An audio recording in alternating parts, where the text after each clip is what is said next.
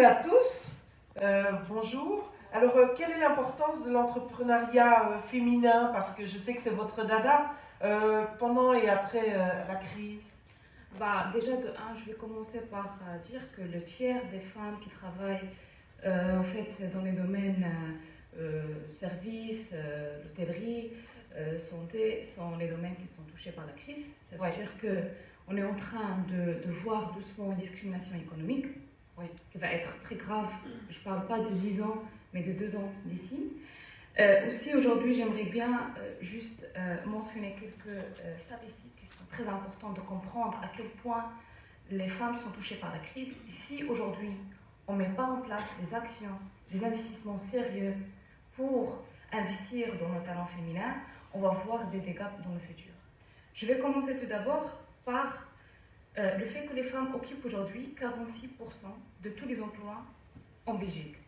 Il faut savoir qu'ils occupent seulement 14% des emplois dans le domaine de la tech. On parle de la tech, c'est le futur. Le Covid l'a approuvé encore plus que le digital, c'est la future de l'humanité. C'est un secteur qui est très difficile pour les femmes parce qu'il y a un grand écart de rémunération dans le domaine de la tech. Dans ce cas-là, il y a 56% des femmes qui quittent les emplois dans la tech parce qu'ils trouvent qu'ils ne sont pas bien payés, ce n'est pas pour elles. Et dans la Belgique, on a seulement 25% des diplômés dans la tech. Hier, j'ai rencontré virtuellement 2 jeunes filles qui travaillent dans le bureau des étudiants de Polytechnique qui me disaient que jusqu'à maintenant, dans leur domaine, il se trouve qu'ils sont seulement 10 dans leur classe, des femmes. Et quand ils parlent avec leurs collègues ou dans leur entourage que la féminisation du numérique, c'est important, les gens ils se disent, est-ce que vraiment on doit faire ça? Est-ce que la parité, c'est important dans le numérique? On parle de numérique, il n'y a pas de gender differences. Mais non, c'est une réalité.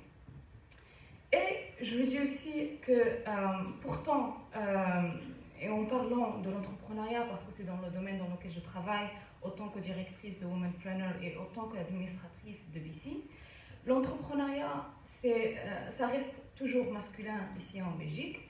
On a seulement 9,9% des fondateurs qui sont des femmes en Belgique. Alors l'avenir du travail, ça change, le digital transforme notre vie. Les emplois qui vont être touchés par la tech sont de 45% en Europe.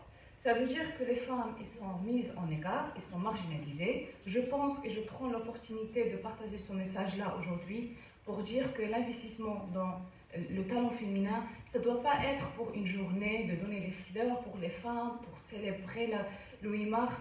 On a reçu tellement de fleurs qu'on a construit des jardins. Ce que je veux voir, c'est un investissement sérieux, un investissement financier, un investissement social, humain, de donner l'opportunité, la parole et la prise de décision pour les femmes. Voilà. Voilà, oui, vous pouvez bien sûr accueillir cette représentation. Je crois que toute femme concernée peut être fière d'être représentée par votre débat. À côté de vous,